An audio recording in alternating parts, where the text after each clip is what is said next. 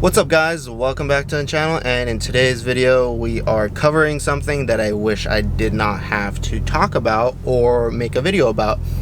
But since I live in California and we have super shitty roads here and California doesn't take care of these roads, I ended up hitting a huge pothole and then also hitting a huge chunk of asphalt that was picked up out of that pothole.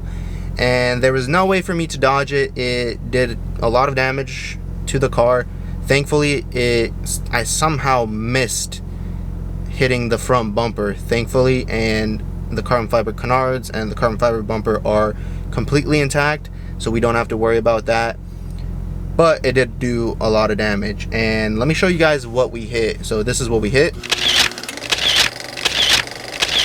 and now that we've seen that, we'll step outside. I'll show you guys some of the damages, kind of explain what's going on.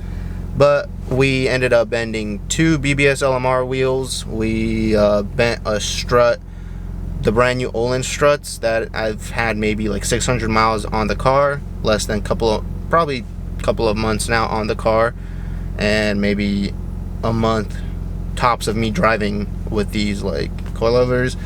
Then we bent the front kingpin or spindle, depending how you want to call it, on the passenger side. We cracked the rear control arm. It looks like the front control arm is also bent, but we're not gonna, the shop is saying that first we'll do the other things, and then if we still can't get the car to align properly, we'll also do another control arm. Two brand new tires will be needed. The front is bulging, the rear has a cut in it, and where the strut mounts to the shock tower, it also got pushed out a little bit, so that needs to get flattened. If I didn't have my strut brace, it would have shot, the shop says most likely would have shot right through the shock tower in the front. So yeah, that's a quick estimate of about maybe $10,000 worth of damage on the car, potentially. And yeah, that's what happens when you have nice things in California. You end up getting it messed up. I did take my wheels to get looked at because they were saying that they might be able to get repaired. I said there's no way.